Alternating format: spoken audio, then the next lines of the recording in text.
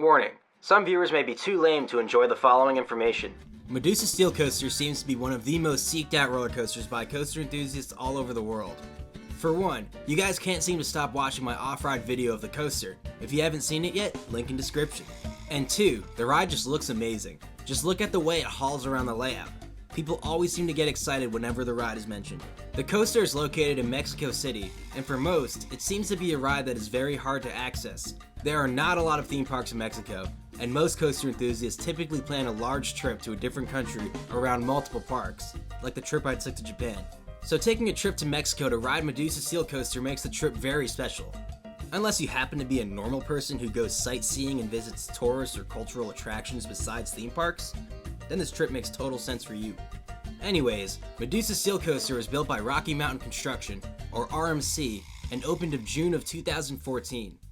The ride is a renovated version of the original Medusa wooden roller coaster built by Custom Coasters International, which first opened in June of 2000. When comparing Medusa Steel Coaster to the other 16 RMC roller coasters currently in operation at the time of recording, Medusa is technically quote-unquote one of the older RMCs. It was the 5th coaster built by the company, and their 3rd hybrid conversion. This will come into play further into the review as I get more into the ride experience. Now before we get into the ride experience itself, let's discuss the aesthetics and theming of the coaster. The ride can be seen upon entering the Six Flags Mexico parking lot, and it dominates the right side of the skyline. Upon entering the front gate of Six Flags Mexico, the coaster sits prominently on top of a hill overlooking the front entrance and is quite the view. In my opinion, this helps to make the front entrance of Six Flags Mexico one of the most gorgeous front entrances to a park that I have ever seen.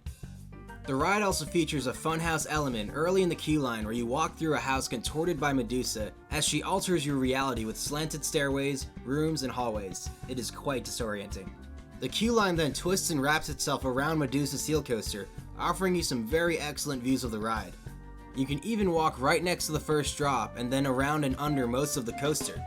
So overall, the presentation is excellent. Now let's get into the actual ride experience that Medusa Steel Coaster has to offer. The ride's first drop is a small left-hand dip out of the station into the lift hill. Riders then ascend 98 feet to the top of the lift. The ride's second drop is a small drop off the lift hill into a left-hand turn, which has a slight pop of airtime if you are sitting in the back.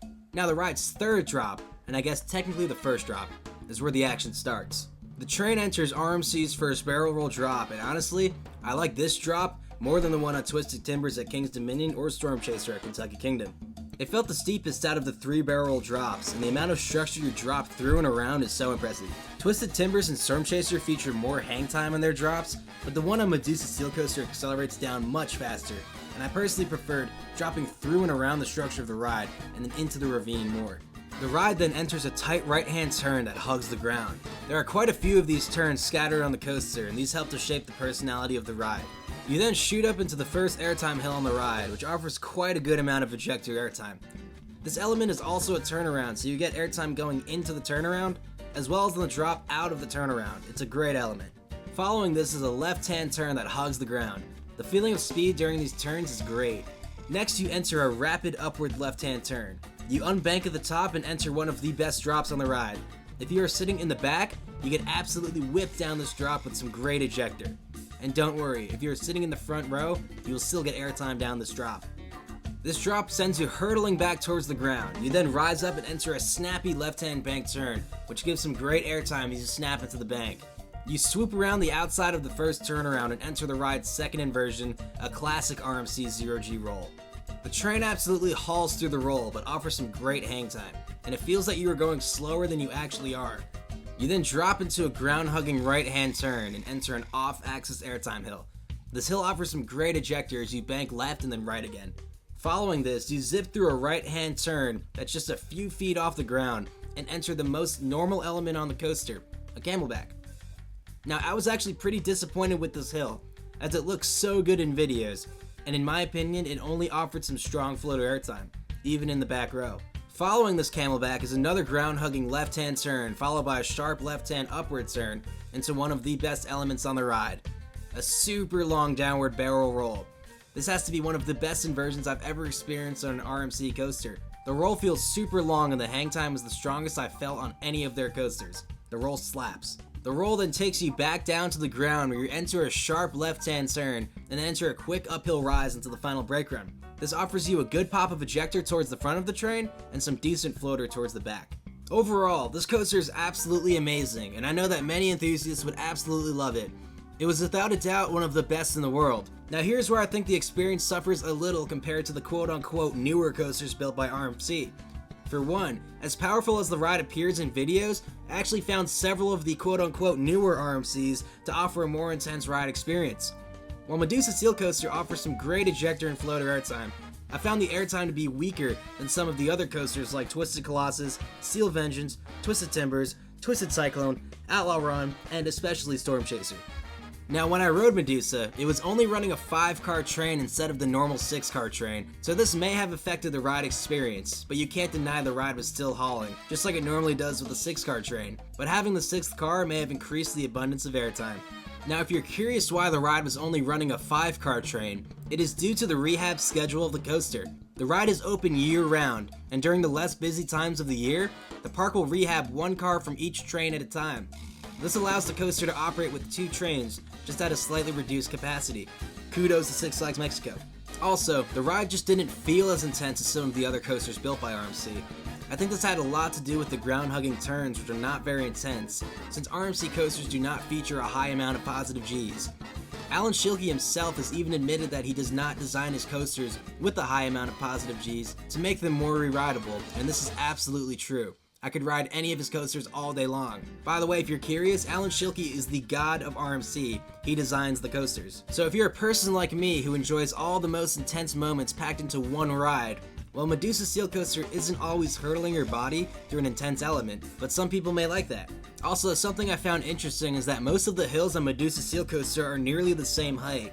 The final brake run is maybe 10 or 15 feet shorter than the second inversion on the ride, and there are a load of hills in between these elements. The final downward inversion is actually lower than the final brake run as well, yet the coaster maintains a perfect pacing through the entire layout.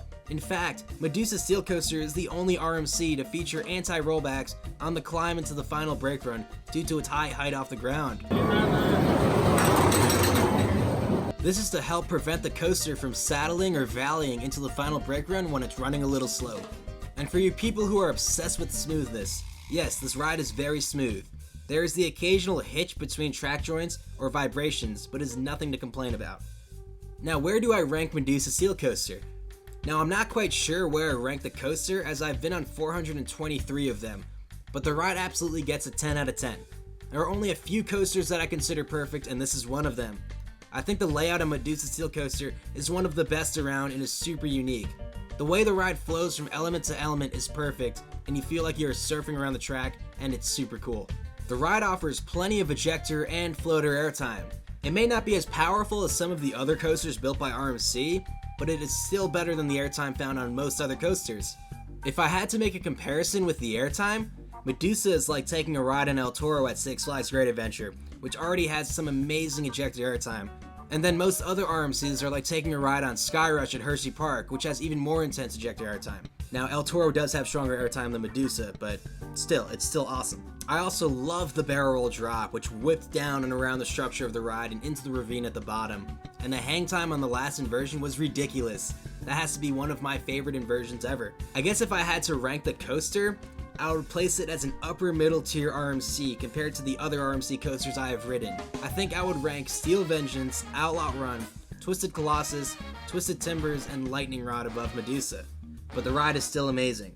Also, can we just take a second to appreciate the flexing of the structure in the first drop?